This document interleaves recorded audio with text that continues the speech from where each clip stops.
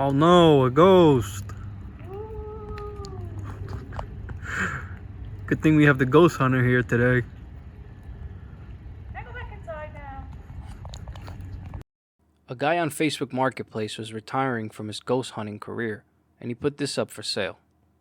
Just like a ghost, I knew these things existed, but have never seen or touched one before, and they are increasingly difficult to find. What we have here is a Sightmark GhostHunter. It's 1x24, and it's a Generation 1 helmet-mountable night vision device. Being a Generation 1 enjoyer myself, I decided to put together a little review/comparison video showing its capability in different lighting scenarios. First, a quick overview of the device itself. The battery compartment screw is knurled for easy turning. Unscrew it and remove the top to change the batteries. It takes 2 AA's. Once you got fresh batteries in, press the on button to power the image intensifier tube. The green indicator light tells you it's on. On the back you have the adjustable eyepiece, and up front, adjustable lens with day cap. The illuminator is very noticeable to the human eye and casts a powerful purple glow. It's one of the downsides to Gen 1 analog and digital night vision. The device comes with this head harness. Not much to say about it, honestly. It's kind of uncomfortable. The nylon straps are stiff, which is good for rigidity, but not so much for comfort. It even has a chin strap. The actual mount itself is pretty decent. It's got a textured knob with teeth to adjust the vertical arm's position. It has a button also to override the teeth and swing the arm up and down quickly.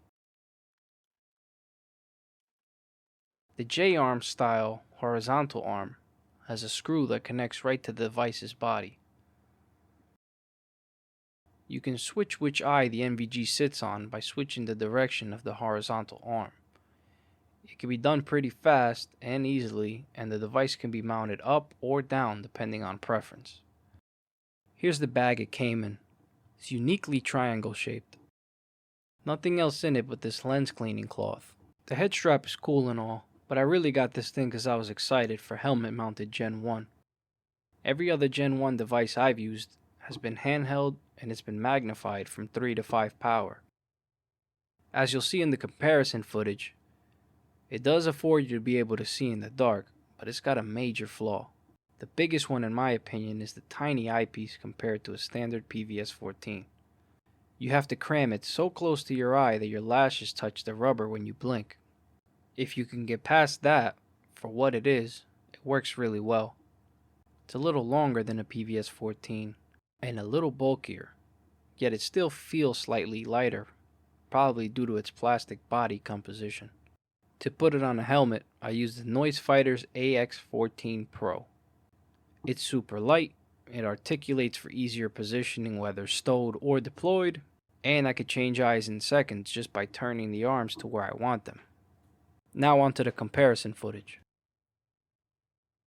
Like we did with the Night Owl and the Night Fox, we'll start indoors with a pitch black staircase, looking at an eye chart. The distance is approximately 7 yards. First, no IR illumination. Then, with the device's onboard illuminator on.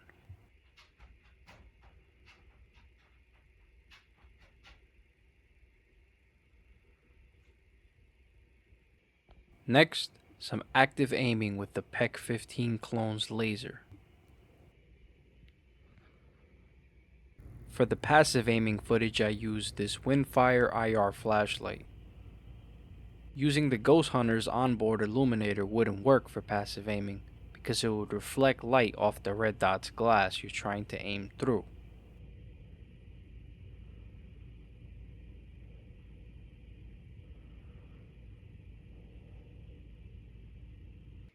And just for comparison, I throw in a Gen 3 PVS-14 in the mix.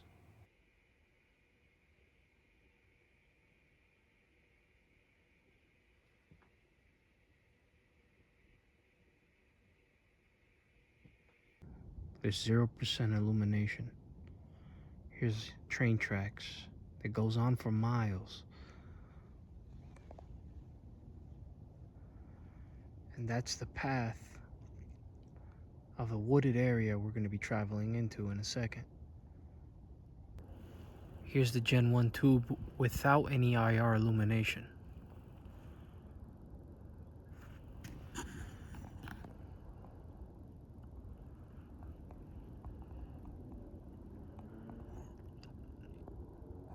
That's the wooded trail.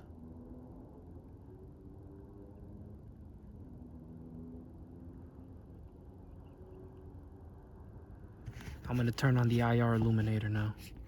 The onboard IR illuminator.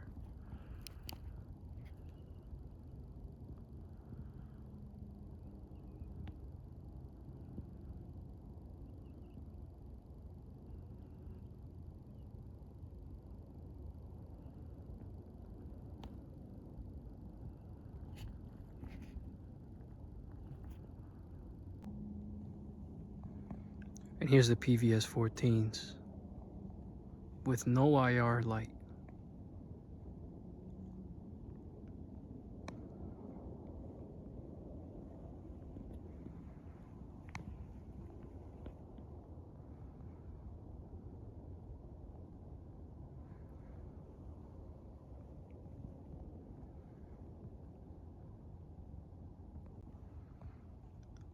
Here it is again with the onboard illuminator of the PVS 14 turned on.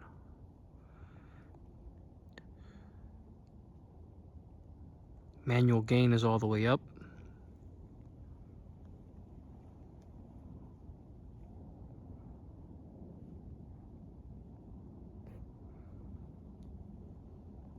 Here's the view through the Nightfox Swift version 1.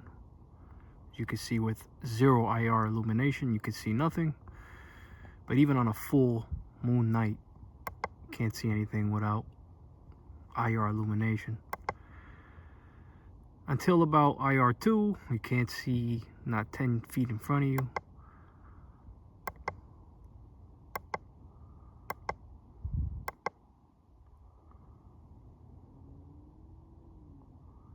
I would say about 20 yards, maybe, you can see.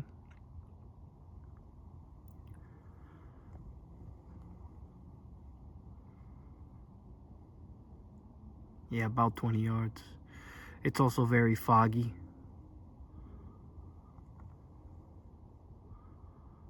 And a light mist is falling on me and the camera gear, so.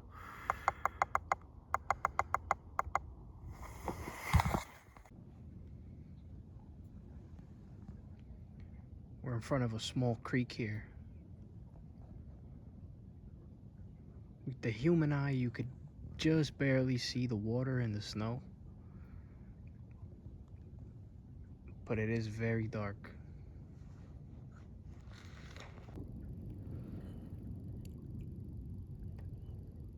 This is the same creek without IR illumination with the Ghost Hunter.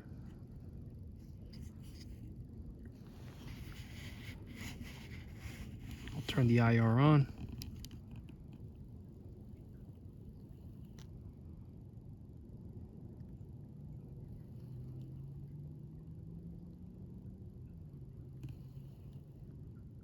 You could just barely see the details of the water rippling there.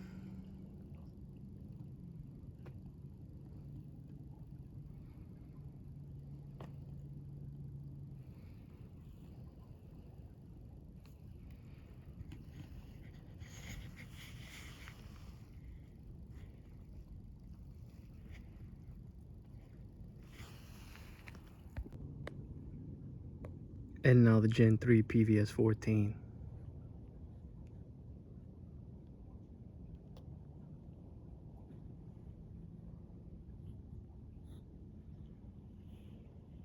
A lot of static and peppering. Again, it's a very dark day.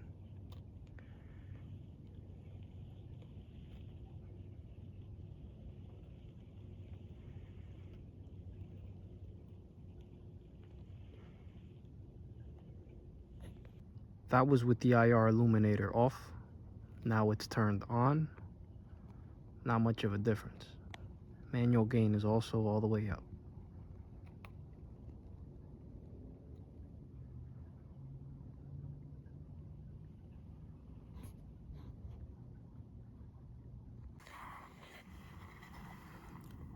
Again, the Nightfox Swift at the creek location.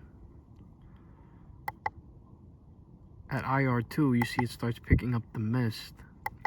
Interestingly, you don't see that on the Gen 1 tube or the PVS 14. I'm not a big camera guy, so I don't know the answer to that. I'm recording using an iPhone.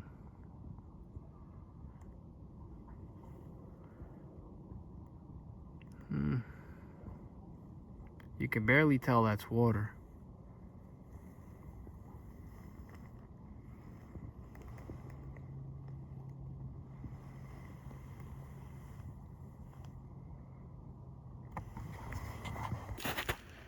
Here's me trying to navigate on foot with the Gen 1 tube with no IR illumination. It is possible, but even on a new moon night like tonight, with zero illumination from the moon, I could still see better with my natural vision than I can with the Gen 1 tube.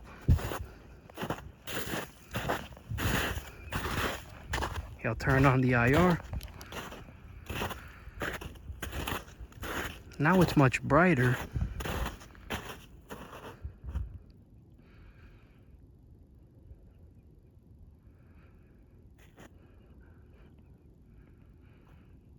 Maybe a little bit better than my natural vision. But I do lose a lot of field of view.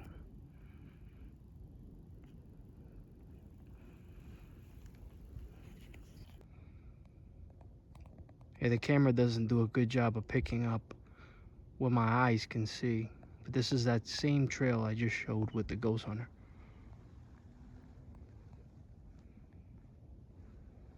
Not sure how well you can see that. But I can navigate with just my natural night vision.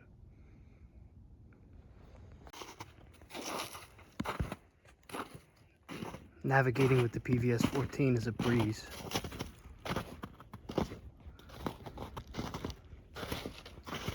Having a hard time keeping everything stable here, but take my word for it. Navigating with it is very easy, even with zero illumination from the moon. I can see very well. I'm doing a horrible job at capturing the full FOV of the eyepiece here, because I basically just have my iPhone smashed up to the eyepiece.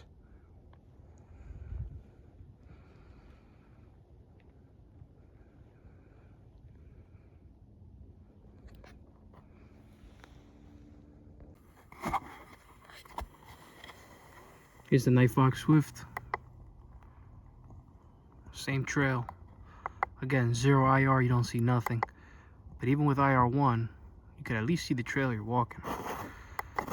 Now you do get a lot of motion blur and lag, but you can navigate with it just fine.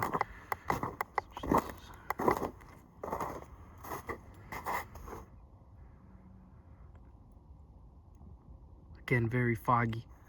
And when I turn left to right, you can see just how much latency you get from the digital system.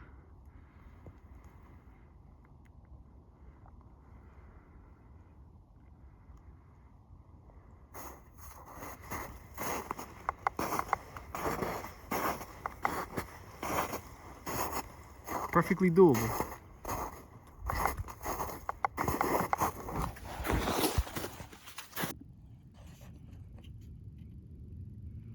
Here where my tree stand with the Gen 1. I'm about 25, 26 feet up in the air. We're overlooking that same creek. But now I'm deep in the woods. This edge of the creek is about 20 yards or so. The other side gets up to about 40 before it becomes heavy brush. I can definitely see better with my naked eye. Even with the IR on. I think it's just because of how foggy it is tonight. If it weren't so foggy, probably perform a lot better.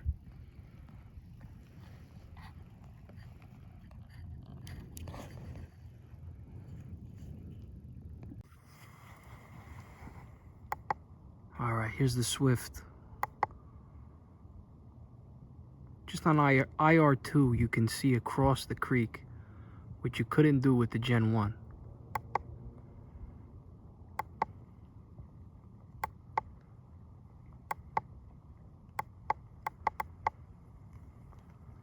But that's about it. You can see barely across the creek. In my opinion, better than the Gen 1, but not by a whole lot. Again, this is in very poor conditions for night vision use. Even with IR on full blast, the Gen 1 and the Night Fox struggle.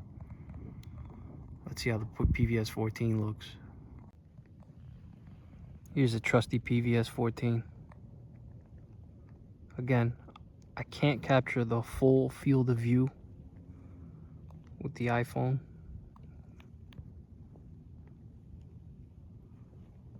But I can see this side and that side of the creek. Again, where it starts to become vegetation, that's about 40-45 yards.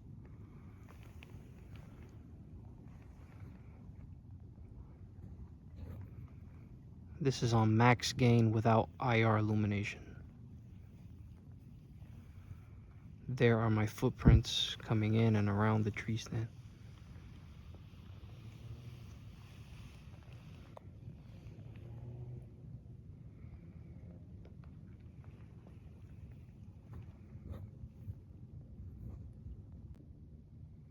Almost forgot to record without any device so we have an idea of just how dark it is. Now I can see better again with my natural vision, but not by a whole lot. And a lot of that is because of the snow on the ground. I figured I'd throw in some white light.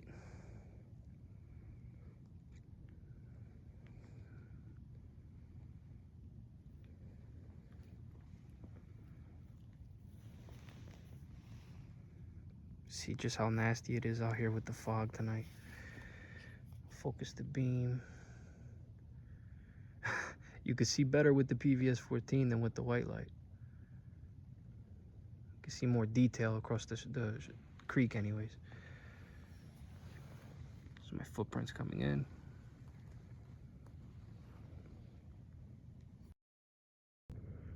Alright, so I didn't think it was fair with the weather conditions that we had before. So here I am on a full moon night. It is cloudy, but there's 100% illumination from the moon despite the clouds. Here's what it looks like with white light.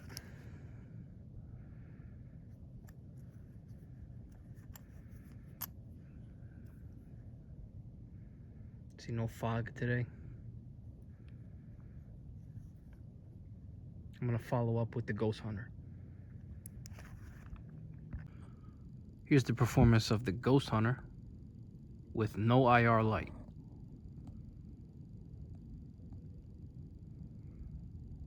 That little piece of mossy, that mound of dirt there in the middle of the river, that's what we'll be aiming at.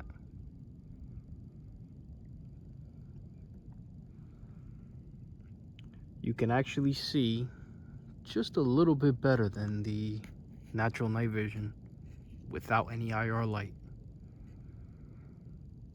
Now here's me turning it on.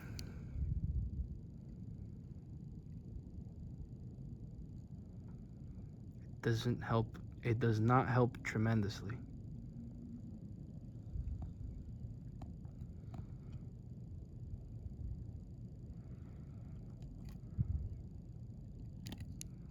Turned it off. It actually looks better without the IR light for some reason. Here's passive aiming.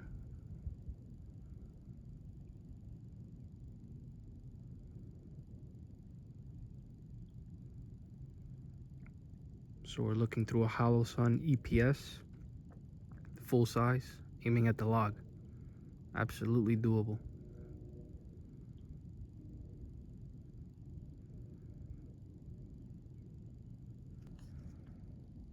Alright, still no IR illumination. We're using an IR laser.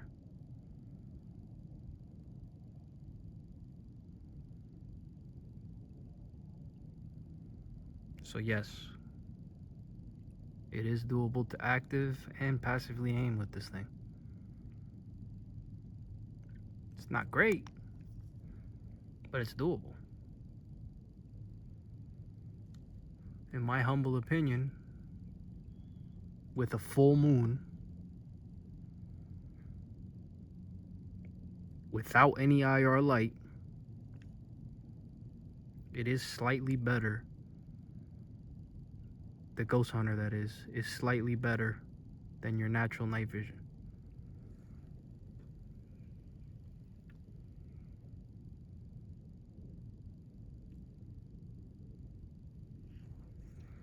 Now for the PVS 14, just for comparison. The PVS 14.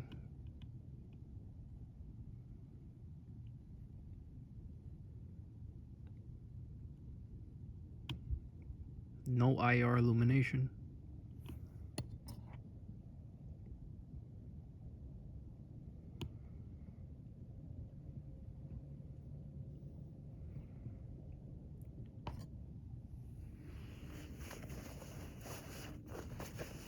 I'm gonna take aim passively at that mound there in the river.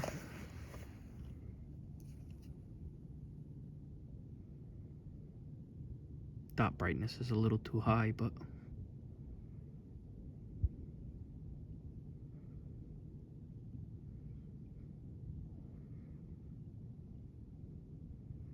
obviously not a challenge for the PVS 14.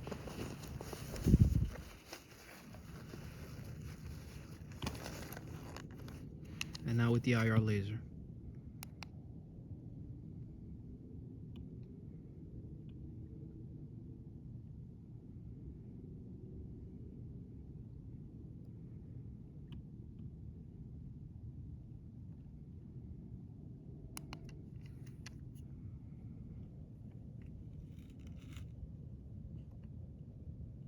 There's the moon.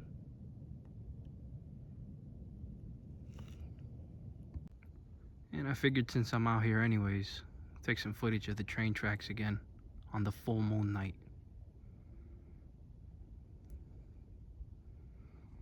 Compared to your natural night vision,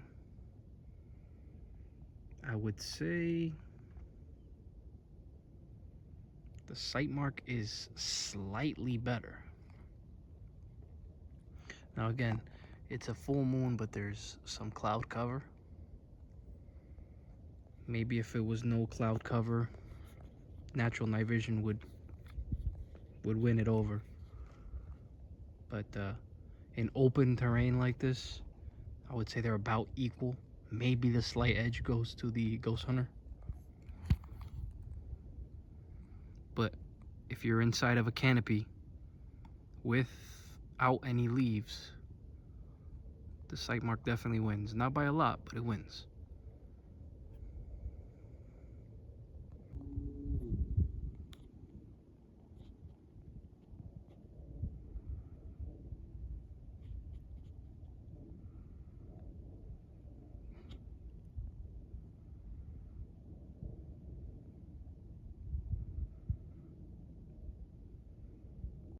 Just for fun, I wanted to see if you could drive with this thing. Here it is without any IR illumination whatsoever, looking out my driver's side window. I just turned the IR illumination on.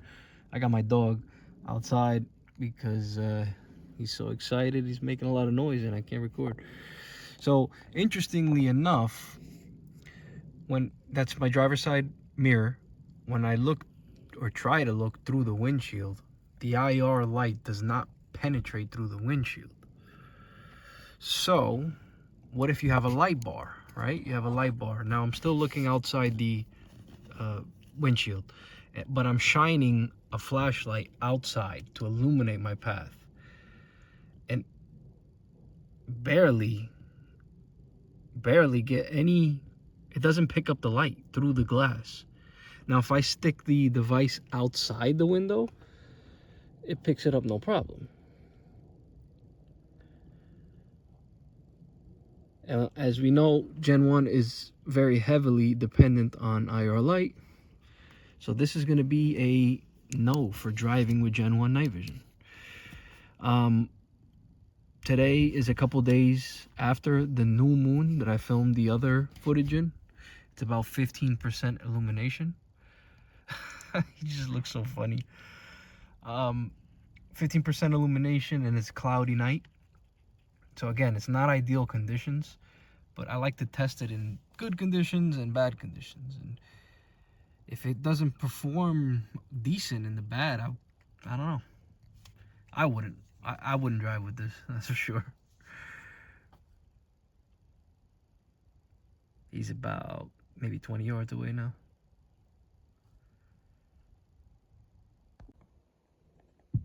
Just to compare, here's the Gen 3 PVS 14. I'm recording with the iPhone, not the little digital recorder that I made, the POV recorder. See, the light transmission through the windshield's not bad. And this is without any supplemental IR. If I can find it. Here it is on. Now obviously, you try to illuminate through the glass, this will happen. But if I illuminate outside of the glass, the PVS 14 actually picks it up. So it doesn't struggle as much picking up light through the windshield. You could drive with this no problem. If you put an IR light bar on the car or on the truck, it'd be a dream to drive with this thing. Okay. This is with my hand out the window holding the flashlight outside of the glass. So again, the Gen 1, no way for driving. And the Swift 1, because of its digital lag and also its dependency on IR, it's going to be a no also. Not even going to try that. Now to find my dog. Gabe, let's go. How'd he go now?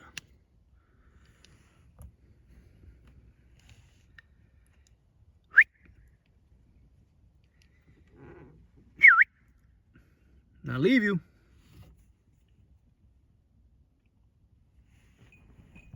I hear him, but I don't see him. Great. I hope this doesn't turn into a rescue mission now. There he is. Come on. Let's go. In the truck. Come on. Get your ass in there, boy. Good boy.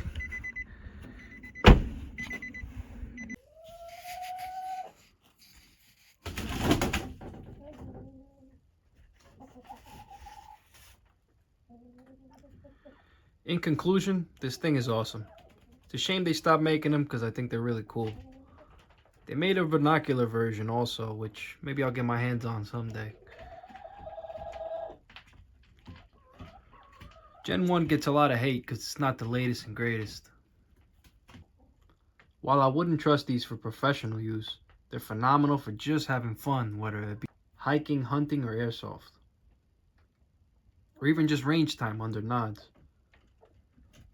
If you find a Ghost Hunter for a decent price, I wouldn't hesitate to pick it up.